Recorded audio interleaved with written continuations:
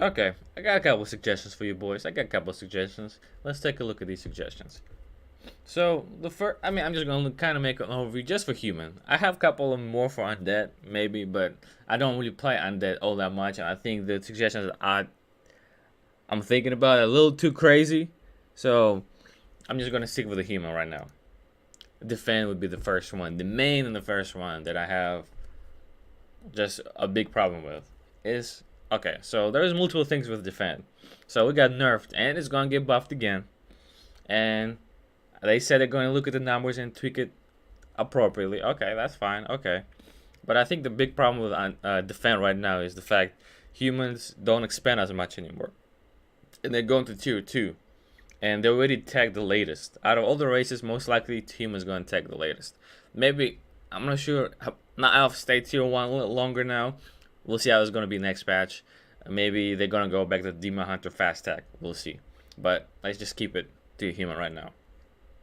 So in these days, defend has been so bad, and sometimes I'm like, okay, I have to get it. I have to have defend, but I can't justify the cost because I don't have a second base, and it takes so long to build, and it costs so much lumber. And mind you, if I'm going against Night Elf, if I'm going against Orc that has a Farseer, and let's say I'm going against Death Knight, pretty much all the time you're gonna have to get Arcane Tower, right? It depends when you're gonna get it, how fast you're gonna get it, but you're pretty much gonna have to do it. And the problem is, at tier one, you spend so much lumber to get these upgrades. Defend, you're probably gonna get at tier two. I mean, like when you go into tier two, granted, but it's still 100 lumber. I think it's 100 lumber and 150 gold, which is quite expensive. Counter that you're probably going to drop down two sanctums and a third hero, you're going to be all out of lumber. You're probably not going to be able to do all those things at the same time and use militia on top of that. So, and people say, well, you can power build and all, but you just don't have the lumber. Let's say you power build everything, but then you can't make anything because you don't have any lumber. So what I think they should do, maybe keep defend not as good as I wanted. Maybe just tweak it down, maybe make it 55%. It does need a slight upgrade because it is kind of terrible right now as a value stand.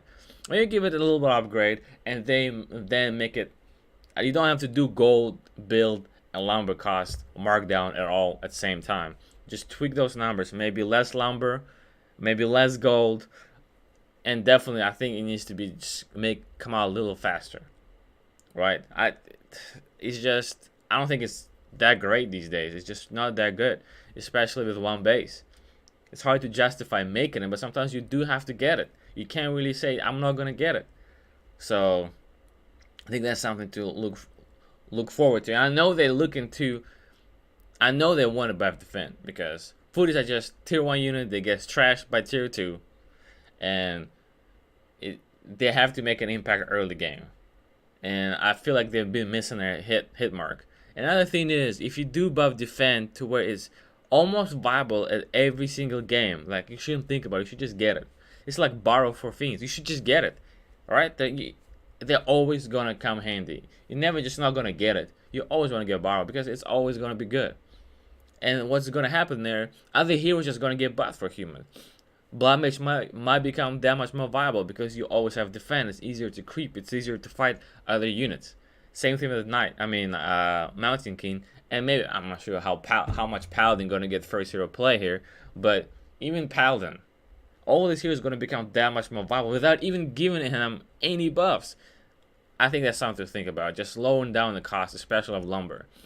It's very significant for what defense gives you.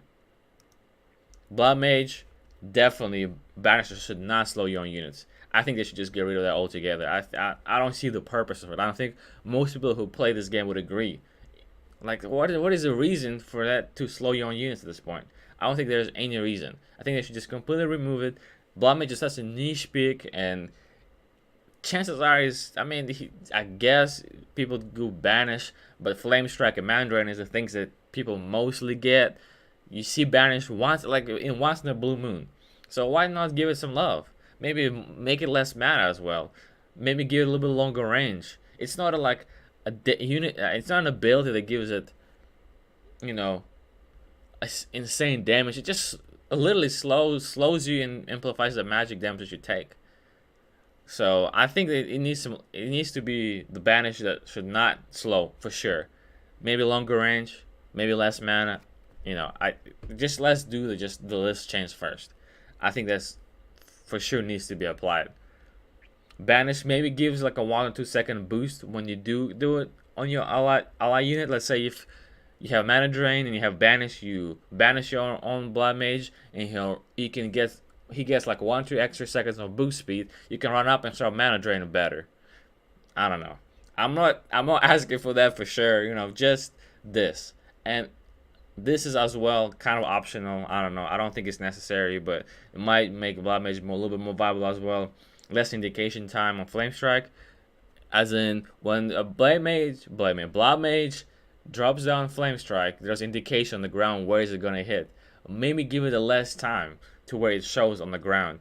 Like maybe it spawns just a little bit later, to where your enemy doesn't get as much time to like react to where it is. Not again unnecessary, but I think blood mage, and I think a lot of people do agree, blood mage needs some love. Knights, I think Knights is the most just like, if you think about it, just let's say think about Knight as a unit. First, to get it, you gotta go tier 3. Okay, fine. He's tier 3 melee unit. Not the best. I'm not gonna say Knight is the worst. People say Knight is the worst unit. Yes, but I think you're supposed to mass them to where they become better in numbers. Like, you don't mass as many abominations as much as you mass Knights, right? Or Torrents. It's just something you mass Knights. But the problem comes in with the fact that you have to have a lumber mill, blacksmith, tier 3, and you have to get animal war training. It's 4 things you have to get for one. I mean, by itself, the worst melee unit in game. Knight compared to a bear, compared to abomination, and compared to Tauren, which, I mean, Tauren is a little tech heavy too.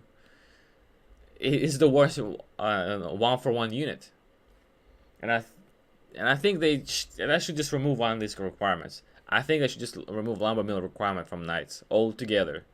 And while they do that, remove workshop requirement from Cannon Tower. Why does it have that? Why does Cannon Tower has a workshop requirement? I never understood that. I think blacksmith requirement is fine, but workshop requirement is way too much. So, and I think they should mark down the Knight price or war training. They should make it one of those cheaper, or 2. I don't know, maybe just like somewhere in the middle, to where they just slightly decrease the Knight price and just slightly decrease the animal training price.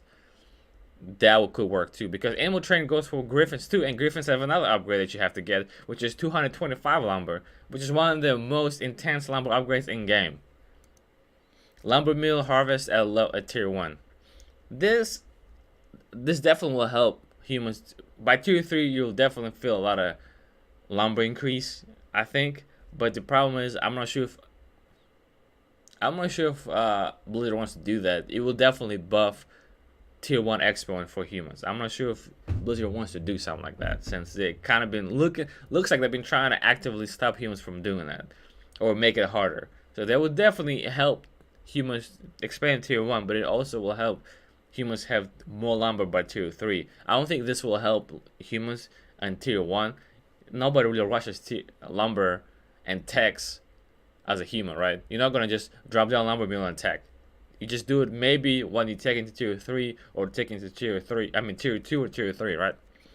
But now maybe you can do it when you take in, when you are taking to tier 2, you get the upgrade, and you won't really feel much of a difference in lumber. I feel like before you gotta make the build and you gotta get the upgrade. You gotta have some time for your peasants to actually get lumber. So if you are going tier 3 or you're staying on tier 2 for quite a while, that's when you're gonna see the improvement come in, right? I don't know. It's something to think about, especially how much lumber everything costs for humans. And humans don't expand as often anymore. So, and Paladin, okay. I think the logic for Blizzard in terms of Paladin is like this. We're gonna give him 0.5 armor every patch. See when people actually start liking him. Okay, First patch, okay, people don't like him. Still don't like him. Give him a little bit more armor. More armor. People still don't like him. So you're just gonna keep giving him armor over and over until he has 20 armor? At level 1, like, I think just aura itself should just get a rework. Maybe Devotion Aura has a 10-second activation to where it gives double value of current aura level. So let's say if you have 2 armor on level 1, you activate it, you have full armor for 10 seconds and 30-second cooldown. So out of every 30 seconds, you have 10 seconds of uptime on your double value aura. Or maybe even regeneration. Maybe instead of aura giving instead of aura giving you just armor, maybe you should just give you regeneration when you activate it for maybe for 10 seconds. Paladin gives you 2% more life regeneration or something like that. I don't know. Or like straight up just about like 2 extra HP per second or whatever. Something like that. I think that's the really only way to make this aura viable. Is just keep giving more armor and more armor and more armor. Paladin will never be low. He'll never be first hero contender reliably. He doesn't have any offense. He gets harassed way too easily, and he doesn't creep all that well to get too. So Mountain King and Blood Mage will always outshine Paladin as a first hero. Then if you overbuff him too much, he may be a second hero choice, right? A lot of times. But if you give him too much armor, he might be just too insane. You might not be able to kill, like orcs might not be able to kill any human units. So I think just giving him activation on his aura, some kind of extra thing on his aura, make him more viable.